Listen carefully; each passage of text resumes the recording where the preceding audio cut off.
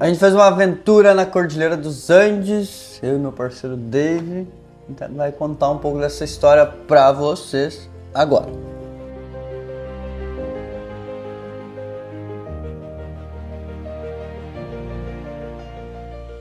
A gente fez a travessia do Cruze de Los Andes, que é conhecido como Cruze de San Martín de Los Andes, justamente onde San Martín atravessou da Argentina para o Chile com a ajuda dos indígenas para fazer a libertação do Chile e outros países do que era a invasão dos espanhóis. Um rolê que tem esse peso histórico, mas também, e o principal eu diria, é o desafio, né, de poder se aventurar num ambiente que é muito selvagem, né? São 90 quilômetros de caminhada, chegando em 2 picos acima de 4.000 metros, o mais alto 4.300 metros. Depois que você sobe, chega no ponto mais alto, começa a descer, basicamente dos 6 dias, foram 4 dias caminhando, né, pelos vales. Se deparou com um clima árido, água-neve, frio, calor. Na temporada de verão, que é quando faz esse rolê, tem toda essa variação, né? O desafio dos rios, né? Então tem muita coisa legal em todo o percurso. O rolê foi um convite do nosso amigo Henrique, que Um abraço, Henrique. convidou a gente, né, para fazer esse rolê. Então foi 3 meses mais ou menos de planejamento, onde a gente deu uma analisada no ambiente, não tinha ideia, né? Tinha vontade de conhecer os Andes, não sabia como, e apareceu essa oportunidade e a gente se jogou. As informações basicamente de vídeo do YouTube, blog, vamos deixar aqui na tela o blog desse casal. Ajudou bastante, sim, fizeram um rolê dessa forma. E justamente é um percurso que as pessoas fazem a cavalo, né, com a ajuda dos gaúchos, ou pelo menos carregando o peso nas mulas, né, e não levando nada durante a caminhada. E a gente fez o contrário, né, a gente fez um caminho autossuficiente, né, foram carregando na mochila tudo que a gente precisava, entre comida, equipamento, e a missão era carregar tudo para 10 dias, como uma forma de ter uma segurança, né, porque a ideia era justo terminar em 7 dias. 10 dias. Era ter no máximo 20 quilos na mochila. Depois da altitude, eu acho que o peso da mochila é o segundo ponto assim, que mais pode impactar, né? Para a preparação, acho que o mais importante é estar preparado, se manter preparado para fazer qualquer tipo de atividade. E é nessa hora que o cara vê o valor disso, de se manter correndo, ativo fisicamente. Caminhadas, a gente já tinha feito algumas caminhadas longas. Tudo isso é o que possibilita aceitar um convite desses e em 3 meses já ir fazer, né? Depois tinha a questão da altitude, que esse sim não tinha como treinar, né? Seria uma surpresa, né? Seria a maior surpresa. Foi. Vai ter uma parte dos perrengues aí, a gente vai contar aí o que aconteceu. No próprio rolê, tu já programa alguns dias para aclimatar e foi o que a gente fez, né? Então... E o Henrique tinha muita informação por já ter feito alguns picos, né? Fez 2, 3 picos que a gente passou. Então ele já sabia, né, onde tinha água, a trilha, então foi bem planejado. É o pessoal da fazenda que já tinha feito também, a fazenda onde o Henrique estava morando, e passaram muita informação, ajudaram bastante, mas com certeza ele estar lá e conhecer o local foi bem importante para nós nessa preparação. E no mais foi só curtir, para isso sair como planejado, a gente precisava justamente se organizar com comida e se organizar com os equipamentos. Bom, então a grande missão era levar tudo numa mochila com até 20 quilos, e a mochila já é um dos pontos importantes, né? Ter uma cargueira que tem a capacidade de mais de 50 litros, porque para ter comida para os 10 dias e todo o equipamento que a gente levou, uma mochila de 50 litros é o mínimo, né? E das comidas também, a gente optou por se alimentar de comida orgânica da fazenda mesmo, então levou muitos grãos, feijão, lentilha. Muita coisa que eles produziam lá mesmo, acho que foi legal, né? Uma conexão. Depois, como opção de emergência, a gente levou comida liofilizada, que é basicamente a comida desidratada, que você hidrata ela na hora de consumir, então ajuda um monte, porque, vamos lá, 200 gramas mais ou menos se transforma em 700 gramas depois de hidratado, então isso facilita porque é pouco peso, pouco volume e tu tem uma refeição bem calórica, proteica. É bem comum na alta montanha você levar esse tipo de alimento. Dos equipamentos, a gente levou a barraca da Portable, levou o isolante da Portable, a barraca se comportou super bem. O isolante também basicamente usava só o isolante, como isolante térmico e também um colchãozinho de conforto físico. Manta multifuncional. A manta, o Coringa, sempre nessa ideia de montar um espaço limpo, seco na hora de montar o acampamento e organizar tudo. Depois a gente utilizava ela embaixo da barraca para segurar também a umidade e principalmente o frio. E tinha aí também como uma segurança de, se fosse chover, poder tapar tudo, tudo com ela, então ela é importantíssima. É muito importante, né? E aí boné, chapéu UV, né? Porque durante o dia o sol era bem forte, já ajudou bastante. A garrafa Stone Water, que a gente todos os dias tomou água dos córregos, né? Água de degelo. E a sacola estanque, que ela, em primeiro momento a gente levou ela para carregar as comidas. No final ela acabou ajudando num dos dias que a gente precisava ficar num ponto distante da água, né? Então a gente foi, carregou tudo que tinha para carregar de água e ocupou a bolsa estanque como um camelback, né? Foram 2 litros a mais de água e realmente naquele momento 2 litros era super importante para cozinhar, para a gente ter a hidratação do outro dia também, né? Desses equipamentos, a gente ainda ganhou, né, emprestado, saco de dormir, mas quem vai para lá, para essa região, vai passar por Mendonça. E Mendonça é a saída para ir fazer a escalada do Aconcagua. Então isso faz com que a cidade tenha muitas lojas que alugam equipamento. Se você não vai levar o seu equipamento, você tem como alugar lá, é uma das opções, assim. É legal que a cidade é preparada para esse tipo de turismo, né? Então você pode chegar lá sem nada, vai conseguir todos os equipamentos, né? Assim como se você precisar de alguma coisa específica também, então tem do básico ao mais profissional possível, né? Bastão de caminhada, que foi importantíssimo, auxilia um monte. Bom, das roupas, então, basicamente as 3 camadas, né? Ter a segunda pele, ter o fleece, depois uma roupa impermeável, importantíssimo, na calça também, né? Na parte de baixo. E calçado que a gente foi variando, né? A gente usou bota impermeável, usei um tênis de trekking mesmo. Um dia eu usei sandália, então é nesse sentido assim, bem tranquilo, né? Uma pausa rapidinho aqui só para falar para você que a gente tem um blog onde explica o roteiro, os equipamentos e muito mais informação sobre esse rolê. Esse link tá aqui na descrição, além disso o link dos produtos que a gente utilizou. Valeu! Com certeza as pessoas, a ajuda, o acolhimento em todas as viagens, isso é uma surpresa, né? Tem as pessoas como ponto principal, assim. Depois a natureza, como ela se apresenta, é ali todo o desafio, a altitude, né? Então foram os pontos assim que mais me marcaram. A mudança que tinha, cada vale, cada curva que a gente ia fazendo, mudava toda a paisagem. Como todo bom rolê, né? Tiveram os perrengues e para mim o principal foi cair na água de degelo.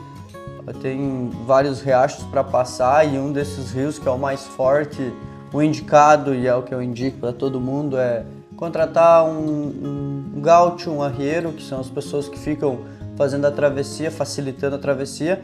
Não ficam ali o dia inteiro esperando para que você atravesse, mas você vai ter que conversar com eles, pedir para que eles se atravessem, eles cobram um valor justo. Mas eu optei por tentar a travessia, foi logo pela manhã, quando a água não tem um fluxo tão forte, porque ainda não está tão intenso o degelo. E acabei caindo na água congelante, molhou todo o equipamento.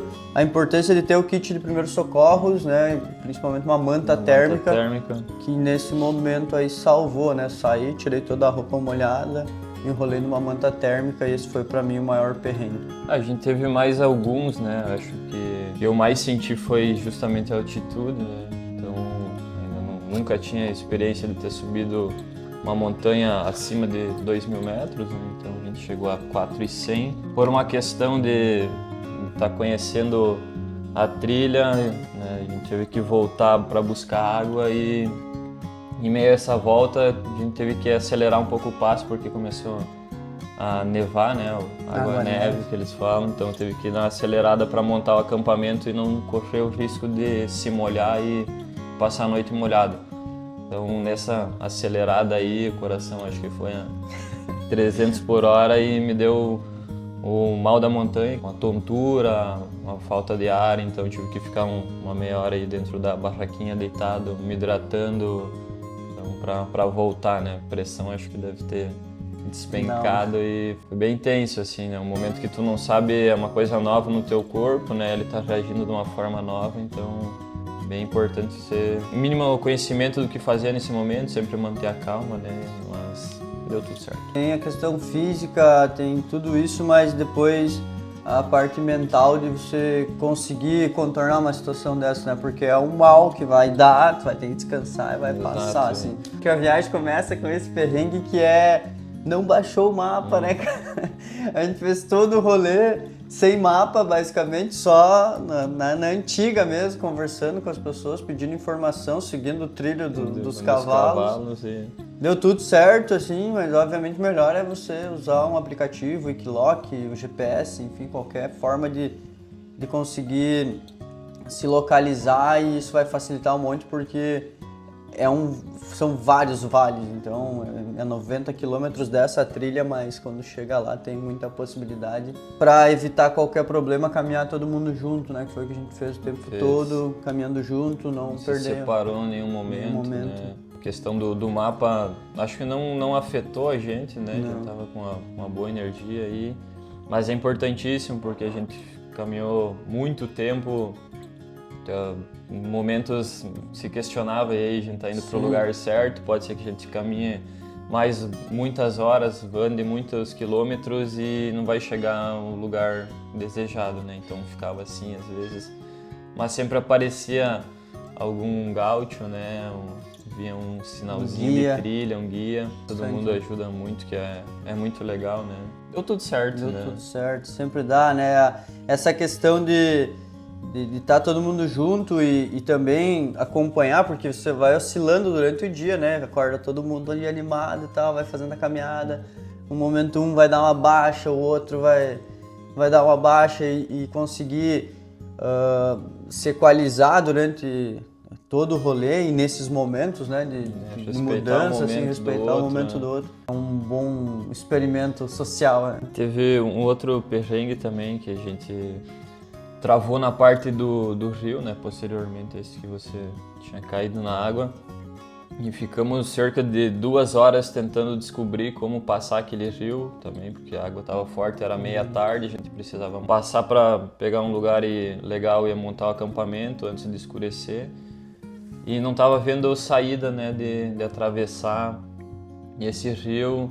Tentei passar, cair na água também. Sabia que precisava passar esse rio e não via muita condição. Então você trouxe a ideia de passar todo mundo junto e acho que foi um marco da viagem, né? A gente se agarrou. Todo mundo abraçado. Todo mundo e passamos junto, conseguimos passar o rio. Sozinho acho que ia ser impossível da gente passar, mesmo com os bastões. É muito perigoso porque o rio é forte, vem pedras rolando, tu escuta as pedras, isso te assusta bastante, né? Então pode bater na tua perna, pode se machucar. E no meio da montanha, 4.000 metros, se tu machucar, quebrar uma perna, torcer uma perna, é um problemão, né? Deu tudo certo, a gente se agarrou, se confiou. Abraçadinho, né? Era um só. Foi tenso, né? Mas depois que passou foi um alívio. Depois disso a gente teve que passar um próximo rio e aí já foi fácil não, né? Porque ele era um rio maior ainda, mas a estratégia foi a mesma, né? Ele acontece saindo de Mansano Histórico, que faz parte de Mendonça, na Argentina, e cruzando as cordilheiras para chegar no outro lado, que é o Chile, e a cidade maior e próxima é Santiago, né? Então, a Argentina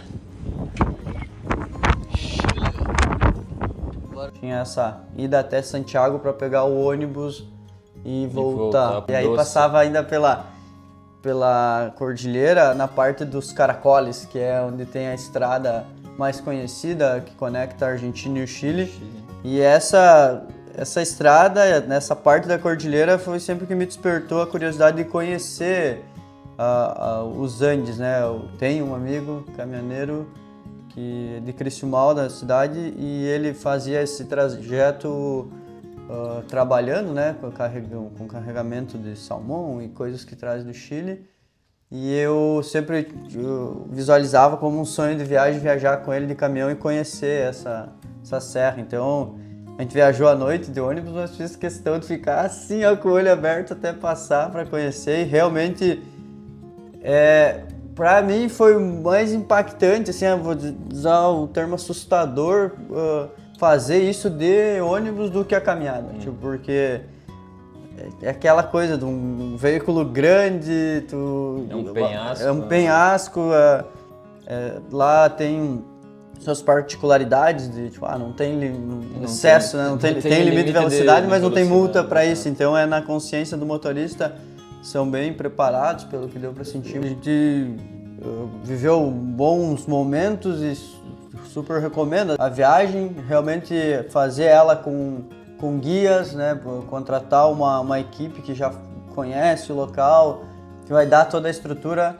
É muito legal, mas também não é impossível fazer dessa forma autossuficiente. O que sim a gente recomenda é muita informação, ter um bom checklist de todo o equipamento. E qualquer coisa, se for fazer essa viagem, chama a gente pode dar alguma informação, ajudar, facilitar. A viagem ela acontece antes, né, quando tu planeja, durante, quando tu vai executar ela, a vida inteira ela segue acontecendo, porque todo mundo que você vai contar a história, fazer isso que a gente está fazendo agora, ou qualquer pessoa a gente conseguir ajudar e facilitar para que faça esse rolê, com certeza isso vai dando um sentimento de que a viagem segue, né? Com certeza eu faria de novo para mim o maior sentimento é esse de estar preparado, assim, se manter preparado para receber qualquer convite, sabe? Então, para mim eu tenho um prazer nisso, assim, para saber que em 3 meses a gente se organizou, foi, e obviamente que faria de novo, principalmente pelas pessoas, pela cultura,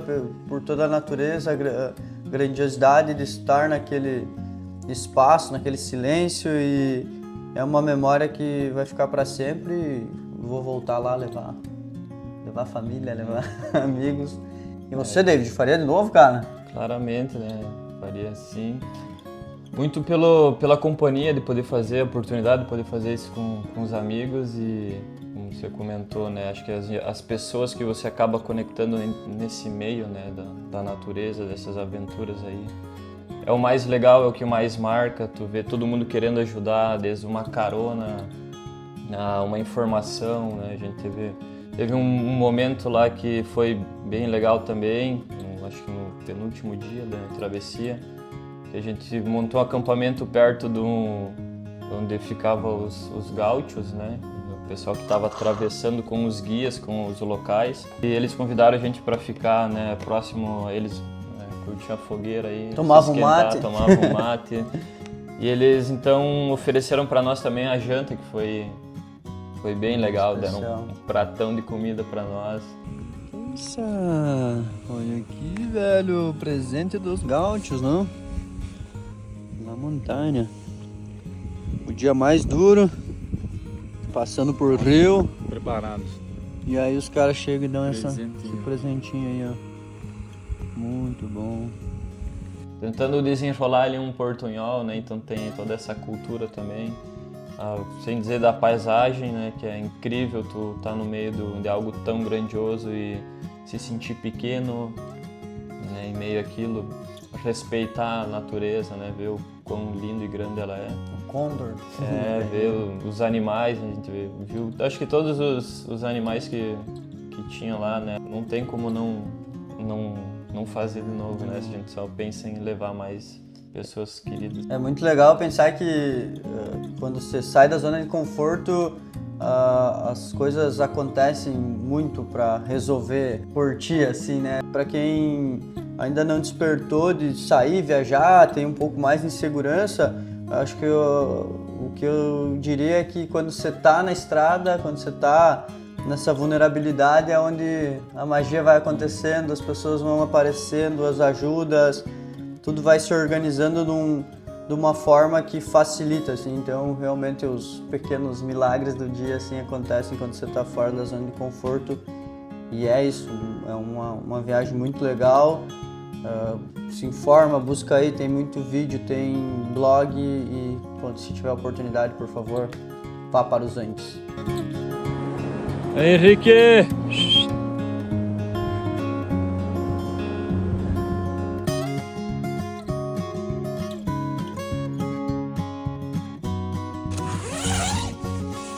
Bom dia.